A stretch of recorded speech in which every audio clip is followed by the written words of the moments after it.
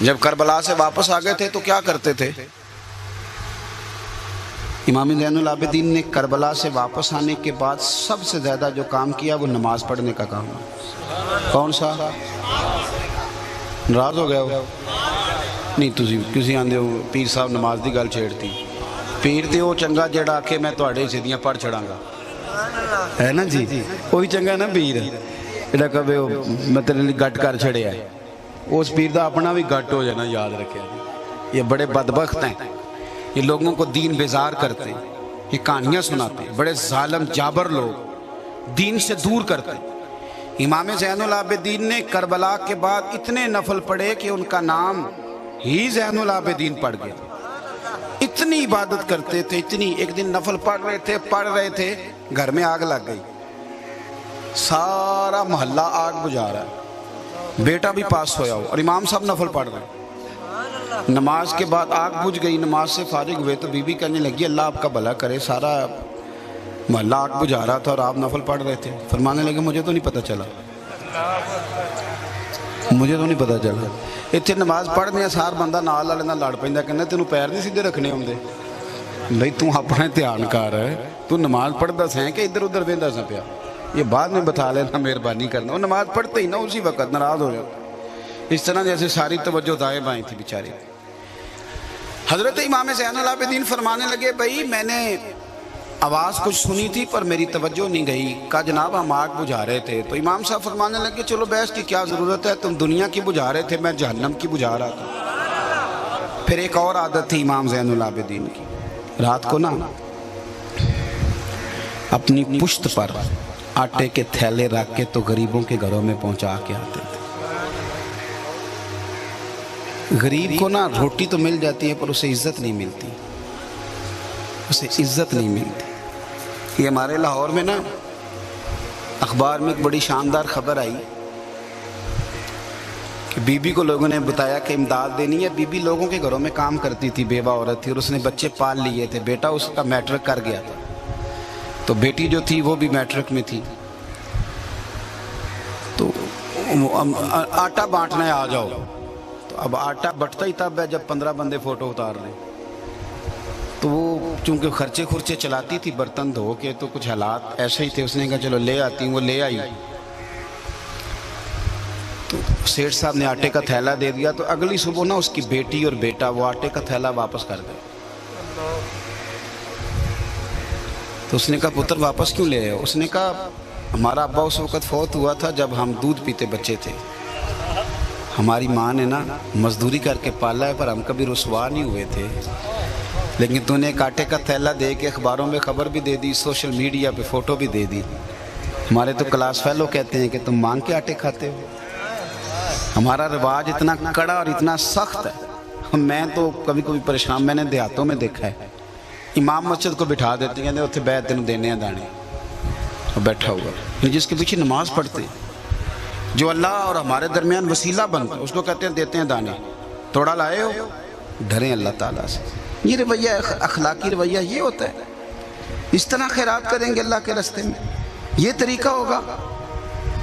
امام زین العابدین، میں بس بات سمیٹنے لگا ہوں، امام زین العابدین رضی اللہ تعالیٰ عنہ اپنی پشت پر تھیلے رکھ کے، پیر صاحب تو اپنے ہاتھ سے اپنے جوتے نہیں اٹھاتے، تھیلا پشت پہ، آسان بات ہے۔ آپ پیر تو اب بہت سارے ایسے ہیں جنہوں نے ہاتھ بھی ملانے چھوڑ دیے، وہ کہتے ہیں وہ میری رسی کو ہاتھ لگا لو ہو گئی سلام، ان کے اینڈ پہ بھی چلے جائیں تو وہاں بھی سلام نصیب نہیں ہوتی، چونکہ بڑے مسئلہ بہت زیادہ ہے، کون ملائے۔ اور میں ایک ایسے پیر صاحب کو بھی میں نے دیکھا کہ کسی مرید نے ان کے یہاں سے کرتے کو چوم لیا تو ناراض ہو گئے تھے، کہنے لگے دھوئے گا کون؟ اب تو بڑے بڑے ٹوکن لگتے ہیں پیروں کو ملنے کے لیے، کیسے ملاقات ہو، بڑا مشکل کام ہے۔ وزیر سے ملنا کئی دفعہ سوکھا ہوتا ہے اور پیر سے ملنا اوکھا، بڑا مشکل کام ہے۔ تو پشت پہ تھیلا رکھ کے جائے اور کوئی فقیر جائے ہو ہی نہیں سکتا، پر امام زین العابدین سنو کہانی نہیں سنا رہا، امام زین العابدین رات کو بوڑھے آدمی اور شہزادے، اتنا بڑا بھی کوئی پیر ہوگا جتنا امام زین العابدین تھے۔ آپ خانہ کعبہ کا طواف کرنے گئے تو عبد الملک بن مروان خلیفہ تھا، وہ بھی آ گیا، خلیفہ کو کسی نے جگہ نہیں دی، پر امام زین العابدین آئے تو لوگوں نے طواف میں بھی جگہ چھوڑ دی۔ تو فرزق شاعر وہاں گھوم رہا تھا، تو خلیفہ کہنے لگا میں ان کو سزائیں دوں گا، انہوں نے میرا ادب نہیں کیا اور زین العابدین کا کر رہے ہیں۔ تو فرزق بڑا بہترین لائق فائق ذہین آدمی تھا، کہنے لگا ان کو تو سزائیں دے لو گے تو حجر اسود کا کیا کرو گے؟ کہا جناب حجر اسود کو کیا ہوا ہے؟ فرمانے لگے جدھر جدھر زین العابدین مڑتے ہیں حجر اسود بھی ادھر مڑتا جاتا ہے، وہ دیکھو کتنا ادب کر رہا ہے حضور کے شہزادے کو، اس کو کیا سزا دو؟ تو اپنی پشت پر تھیلے رکھ کے رات کو تنہائی میں غریبوں کے گھروں میں پہنچا کے آنا۔ انتقال ہوا تو کمر پہ نا موٹے موٹے داغ پڑ گئے۔